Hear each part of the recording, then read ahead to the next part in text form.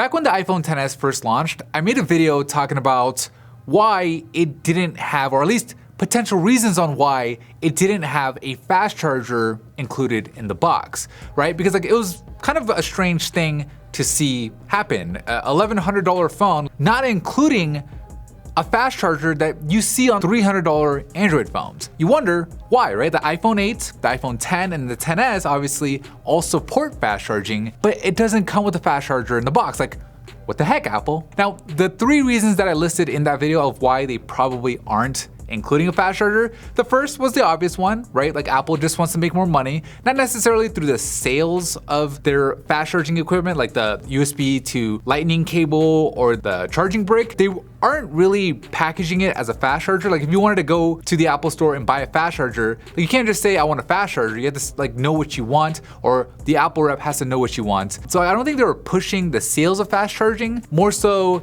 then they're saving money on not including it in the box. I'm sure that 5-watt charger that comes in the box, that's been in the box since like the iPhone 5, is a lot cheaper than a fast charger. The second potential reason in that video was like maybe Apple was trying to actually conserve people's batteries. If you give everyone a fast charger in the box, that's what they're gonna use, and like even if they only use it at night, the phone's gonna fast charge, which increases the amount of heat that the lithium-ion batteries get, right? Like when you fast charge, the phone runs hotter than regular slow charge, and heat is generally not good for batteries. So like that was like the second argument I made. And then the third argument was Apple's belief that wireless is the future. It's the reason why Apple got rid of the headphone jack, right?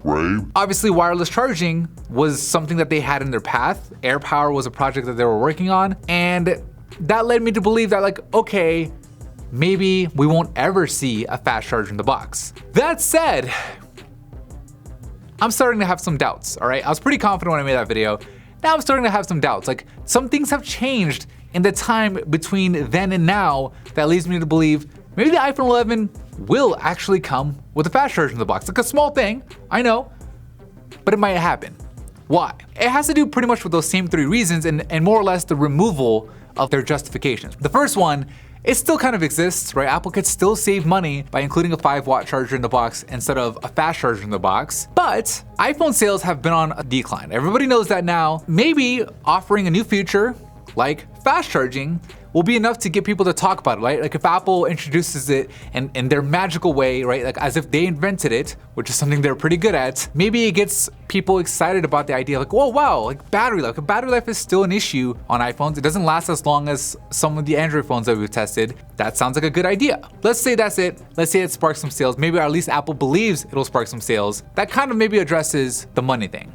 But what about reason number 2, like the conservation of battery? Apple in iOS 13 has implemented a feature that helps conserve battery actually through software. This is like when you're charging it overnight, it won't actually charge your phone up to 100%. It'll charge your phone up to like 80% for most of the night. And just as you're getting ready to wake up, the phone will know your schedule and it'll fill up that remaining 20%, which at least from my understanding, when a battery is under 80%, it's actually healthier for the battery, just like when it's over 20%. So like staying in between that middle range is healthy for the battery. iOS 13's software looks like it's gonna have that as a standard feature. Maybe that'll be enough justification for Apple, if they ever did care about conserving battery, to include fast charging in the box now. Like maybe that'll on the whole balance it out. And then finally, the third reason, which was like wireless charging is the future.